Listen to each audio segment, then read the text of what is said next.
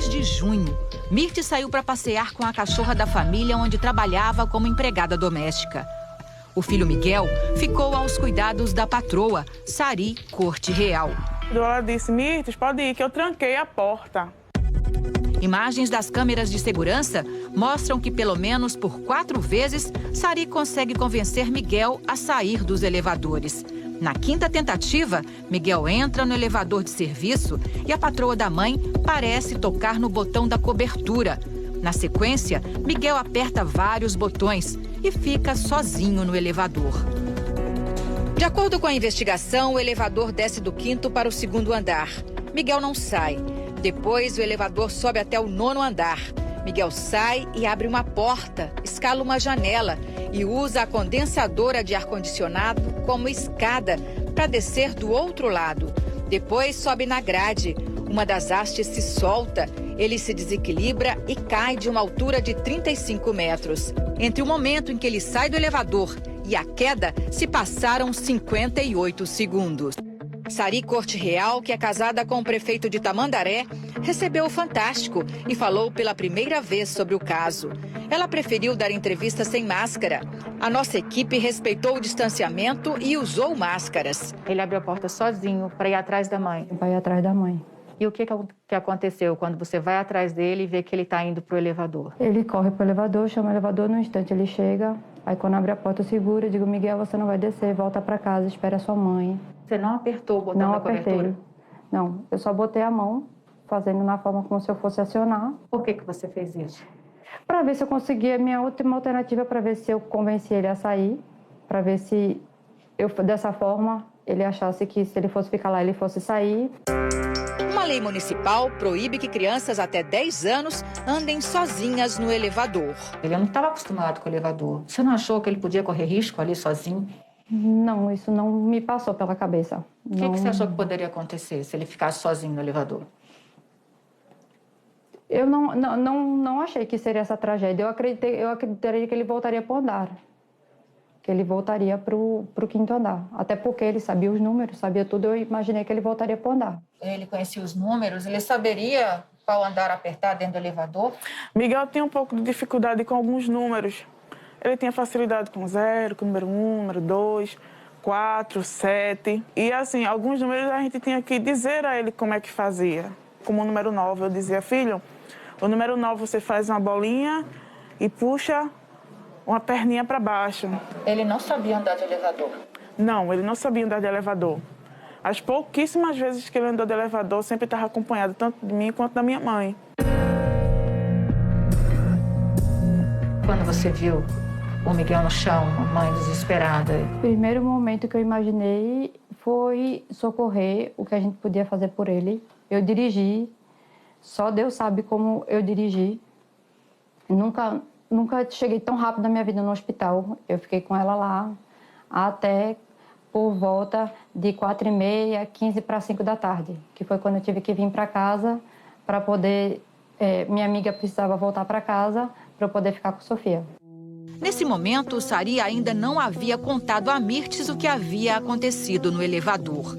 O inquérito sobre a morte de Miguel foi concluído esta semana. Não fica claro se Sari apertou o botão da cobertura, mas o delegado explicou que este não era o fato mais determinante na investigação. Independentemente da ação, da conduta de pressionar ou não a tecla da cobertura, o que nós entendemos relevante já no auto de prisão de flagrante delito dela, foi o que nos manteve ainda assim firmes no sentido de que aquela ação omissiva, aquela conduta omissiva de permitir o fechamento da porta, aquilo sim tem valor jurídico penal bastante relevante, inclusive para responsabilização penal. No inquérito ao qual o Fantástico teve acesso com exclusividade, o delegado afirmou que quando a porta do elevador se fechou, Sari voltou para o apartamento sem acompanhar a movimentação de Miguel, para saber se ele estava subindo ou descendo. Ela podia ter conferido pelo visor, que fica do lado de fora do elevador.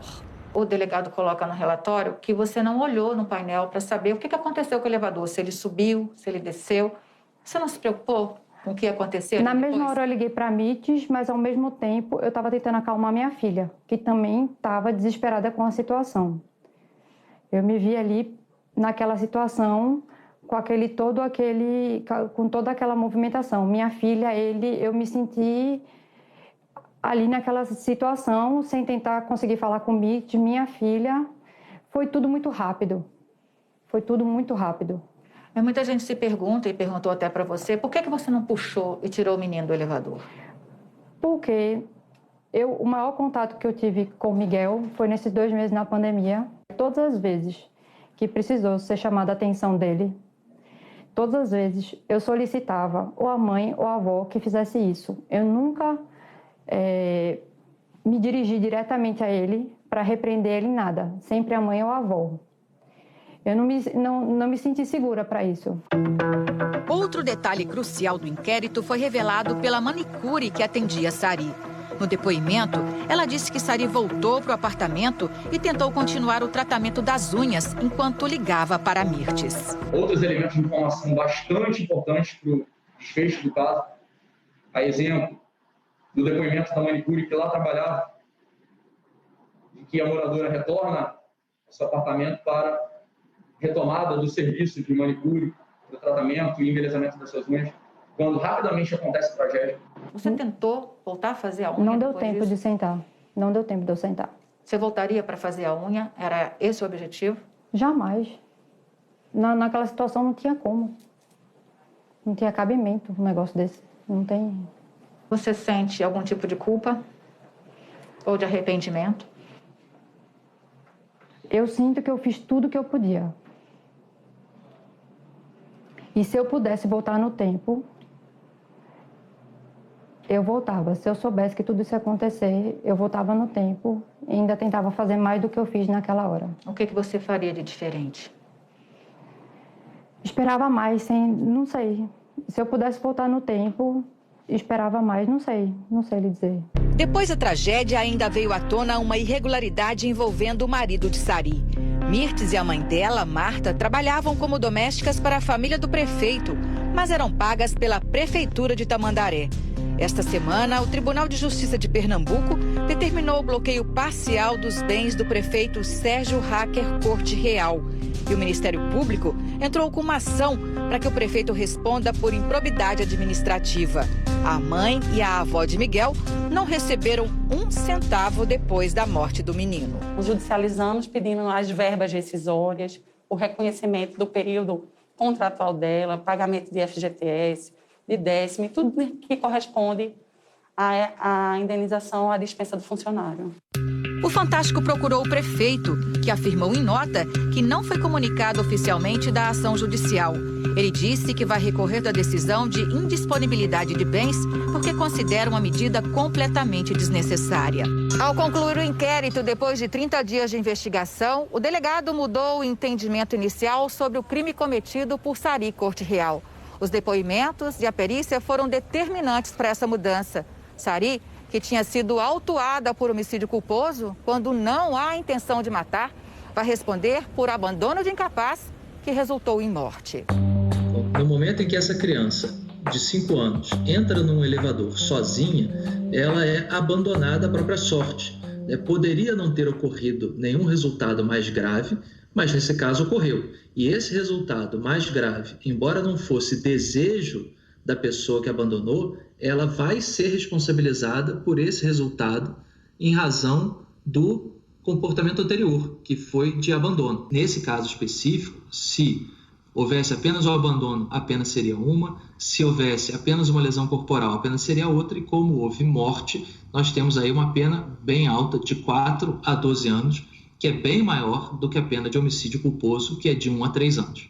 O inquérito foi encaminhado ao Ministério Público, que vai decidir se oferece denúncia ou não. Abandono é aquela vontade consciente de abandonar aquele incapaz. Seja uma criança, seja um idoso, é a vontade consciente de abandonar no elevador. E ela não teve essa vontade consciente. Ela não conseguiu demovê-lo de ficar no elevador. O que você achou do resultado do inquérito? A mudança da tipificação do crime para um crime mais forte.